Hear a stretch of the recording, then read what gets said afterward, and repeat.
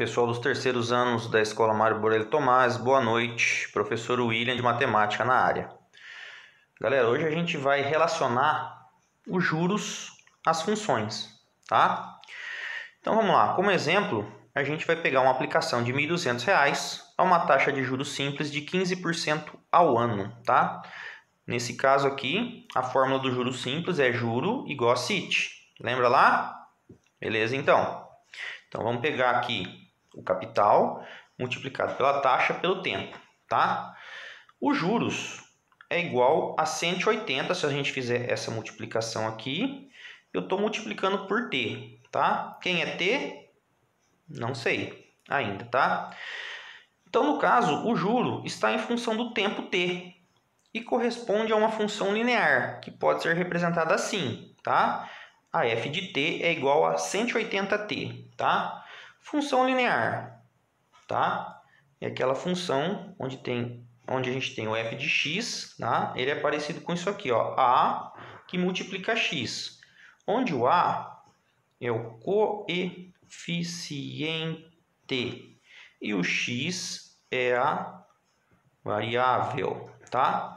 Por que variável? Porque o valor pode variar, tá? No caso aqui, ó, a gente colocou nessa tabelinha aqui, ó, como nós estamos falando dos juros, no tempo zero eu não tenho nada, tá? A partir do primeiro mês eu tenho 180, porque eu estou multiplicando 180 por um mês. A partir do segundo mês eu tenho 360, por quê? Porque eu estou multiplicando 180 por 2. A partir do terceiro mês eu vou ter 540, porque eu estou multiplicando 180 por 3, tá? Pessoal, juros simples é baseado em uma progressão geométrica, tá? Progressão aritmética. Ou também a gente pode chamar ela de PA, tá? O que é uma PA? É onde a partir do primeiro elemento soma-se sempre o mesmo valor, tá? Que a gente pode chamar de razão também. Então vocês estão vendo que sempre aqui, ó, tá subindo de 180 em 180, tá? 0 foi para 180, 180 mais 180, 360, mais 180, 540, tá? Vejam aqui, ó, tá aqui o gráfico, tá? Dessa função no plano cartesiano, é uma reta, certo? O que também é uma função linear? Uma função linear é uma função que sempre passa pelo ponto 0, 0 do plano cartesiano, tá? E lembrando também que toda função linear é uma função afim. Pessoal, não se prendam muito a isso não, eu estou só relembrando aqui, são coisas que vocês viram no primeiro ano, tá? Mas por enquanto a gente não vai se aprofundar nisso não, tá? Beleza. Vamos lá. Agora a gente vai fazer o cálculo usando os montantes, tá? Continuando no regime de juros simples. Certo? Lembrando que a fórmula do montante é o capital mais o juro, tá? Então, o capital meu era 1.200, tá? E eu já tinha a fórmula dos juros que eu fiz na folha passada, que era o 180t, tá? O montante está em função do tempo e corresponde a uma função afim, tá?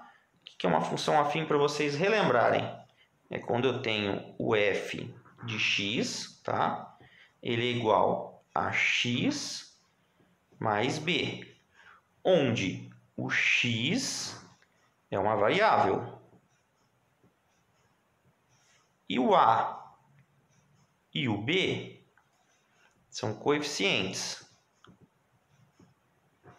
certo? O montante, ele também, assim como lá na folha passada que está falando só dos juros, ele também é uma progressão aritmética.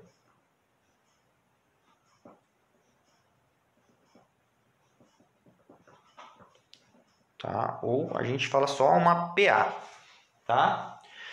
Na outra folha eu começava do zero. Por quê? Porque eu não tinha o capital. Eu só tinha os juros. Tá? Aqui eu começo com o capital. Certo? E vou acrescentando os juros. Lembra lá que o primeiro juro era 180, depois eu acrescentava mais 180, depois mais 180, tá? Então aqui vocês podem ver no gráfico aqui, ó, que eu não comecei do zero, tá? Então, aqui a gente também tem uma reta. Também tem uma reta, tá?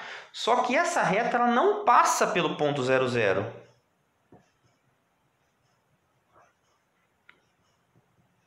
Tá? Do plano cartesiano. Essa é a diferença, tá? Então aqui na outra folha lá, a gente tinha apenas os juros. Aqui a gente tem o capital mais os juros. Certo, galera? Então, vamos lá.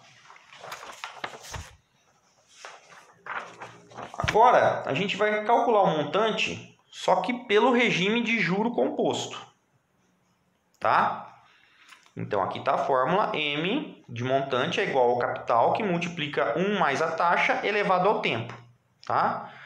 Então, aqui o meu capital 1.200, vou multiplicar por 1 mais a taxa, que é 15%, é 15 sobre 100, que dá 0,15, elevado ao tempo, que eu não sei quem é. Tá? Então, o montante é igual a 1.200, que multiplica 1,15 elevado a t. Tá? O montante está em função do tempo também. Vocês repararam que todas elas estão em função do tempo. Quanto maior o tempo, tá? Maior vai ser a minha reta ou a minha curva. E corresponde a uma função do tipo exponencial, que pode ser representada assim. Tá? O h de t é igual a 1.200, que multiplica 1,15 elevado a t. Tá? O que é uma função exponencial? É uma f de x, tá? Que vai ser igual, por exemplo, a A elevado a x. Quem é x, no caso aqui? É a variável. Então, a variável está no expoente. Tá? Pessoal, reparem que aqui ó, a gente não tem uma reta. Tá? O gráfico da função exponencial é uma curva. Tá? Apesar de não estar acentuada aqui, ó, tá? Mas é uma curva. Beleza? O juro composto é baseado, agora sim, em uma progressão geométrica.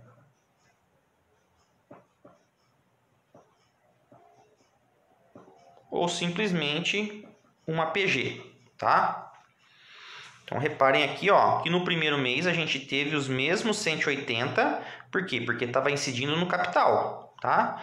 No segundo mês, ele já não incide no capital, incide no primeiro montante. E no terceiro mês, incide sobre o segundo montante, tá? Aqui vocês reparem que a gente também não começa do zero aqui, ó. A gente já começa com o capital, tá? E uma coisa que vocês têm que reparar é quanto maior a taxa de juros, tá? E quanto maior o tempo, mais acentuada a curva vai ficar, tá? Assim como a gente vai ver no próximo exemplo, tá? Essa curva ela vai se distanciar cada vez mais da reta, dependendo do tempo e da taxa de juros, tá? Então, vamos lá. Pessoal, nessa tabelinha aqui, ó, eu tenho aqui uma taxa de juros de 40% ao ano, tá? Se você for comparar isso com uma aplicação financeira, é uma taxa elevadíssima, tá? Porque numa aplicação financeira a gente consegue, dependendo da taxa, 5, 6, 7, 8% ao ano, tá? Mas se você for comparar isso com uma dívida, ela é bem conservadora, visto que a taxa de juros do cartão de crédito é superior a 300% aqui no Brasil, tá? Então vamos lá. Eu iniciei com dois capitais de 5 mil, no juros simples 40% ao ano vai me render 2 mil por ano, tá? Então, 5 mil mais 2, 7, mais 2, 9, mais 2, 11, mais 2, 13, mais 2, 15, tá? Morri aqui, depois de 5 anos, com 15 mil reais. E no juro composto, tá? Então, aqui no primeiro mês, vocês vejam que rende a mesma coisa, porque incidiu em cima do capital, tá? 2 mil. Depois foi incidindo em cima do montante anterior, tá? E aqui no final, depois de 5 anos, eu cheguei a um valor próximo de 27 mil reais, tá? Jogando isso no gráfico aqui, ó, como eu disse, ó, o que está em azul aqui, tá? É com relação ao juros simples. e o que está em vermelho é com relação ao juro composto, tá? Na parte aqui no gráfico, na horizontal, se refere ao tempo em anos, tá? Vocês podem ver aqui, ó, 1 ano, 2 anos, 3 anos, 4 anos, 5 anos, tá? E aqui na vertical, a gente tem o montante em reais. Beleza, pessoal? Espero que essa aula tenha sido bem explicativa aí. Bons exercícios a todos!